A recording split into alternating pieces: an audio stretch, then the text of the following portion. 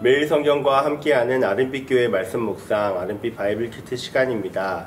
2024년 4월 16일 화요일, 오늘 함께 묵상할 본문은 신명기 28장 58절부터 68절까지의 말씀입니다. 오늘 말씀은 하나님의 말씀을 지켜 행하지 않으면 이스라엘이 멸망하고 흩어질 것을 보여줍니다. 뿐만 아니라 재앙이 크고 오래며 질병 또한 중하고 오래일 것이라고 말씀하십니다. 오늘 말씀인 58절은 이 율법의 모든 말씀을 지켜 행하지 아니하고 내 하나님 여호와라 하는 영화롭고 두려운 이름을 경외하지 아니하면 이라는 조건문으로 시작합니다.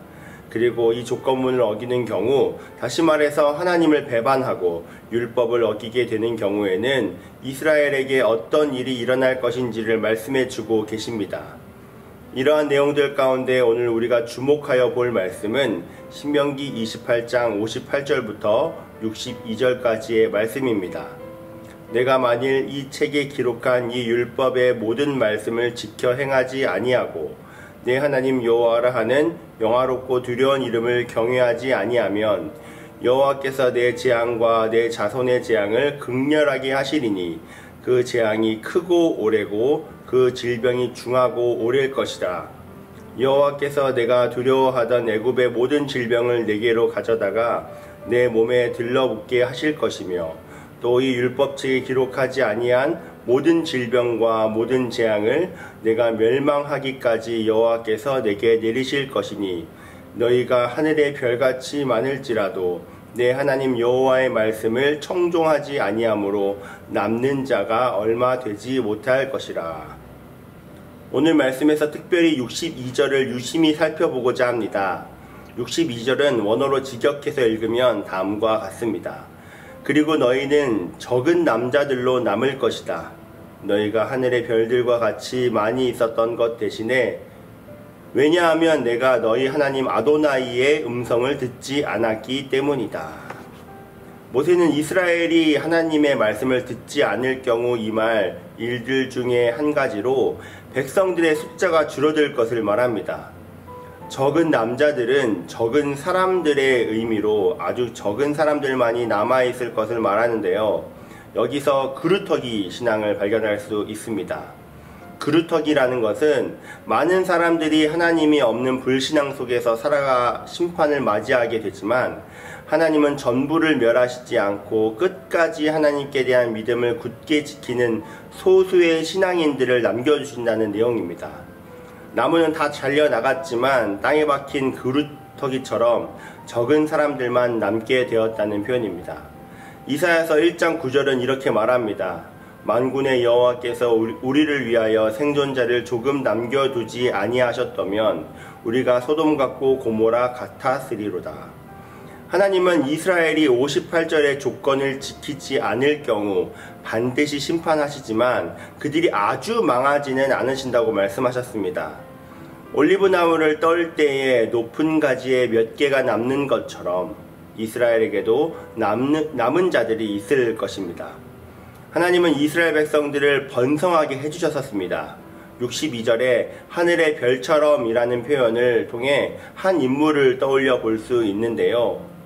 창세기 22장 17절입니다. 내가 내게 큰 복을 주고 내 씨가 크게 번성하여 하늘의 별과 같고 바닷가의 모래 같게 하리니 내 씨가 그 대적의 성문을 차지하리라. 하나님은 이삭을 바치려고 했던 아브라함의 모습을 보시고 내 아들 내 독자도 아끼지 아니하였은즉 이라고 말씀하시면서 아브라함의 씨가 별과 같이 많아지게 하실 것이라고 약속해 주셨습니다. 이 약속은 이스라엘이 이집트에 있을 때에 성취되었죠. 이스라엘은 생육하고 번성하여 숫자가 많아졌습니다. 모세도 신명기 1장 10절에서 이렇게 말을 합니다. 너희의 하나님 여호와께서 너희를 번성하게 하셨으므로 너희가 오늘날 하늘의 별같이 많거니와. 그러나 이스라엘 백성들이 이렇게 많아졌음에도 불구하고 하나님의 말씀을 거역하고 하나님의 이름을 경외하지 않는다면 이스라엘 백성들은 급격하게 감소하게 될 것이라고 말씀하십니다.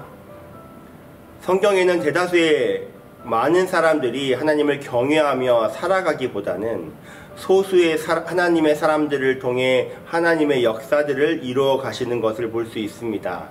노아가 그랬고 아브라함이 그랬으며 모세 또한 소수의 사람들 중에 하나였습니다.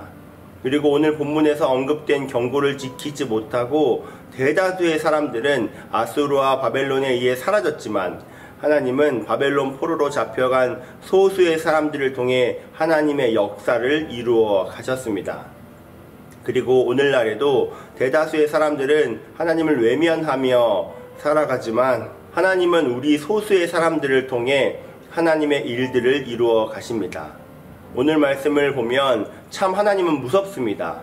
하나님의 말씀을 지키지 아니하면, 하나님의 이름을 경외하지 아니하면 찾아오는 저주는 상상만 해도 참혹합니다.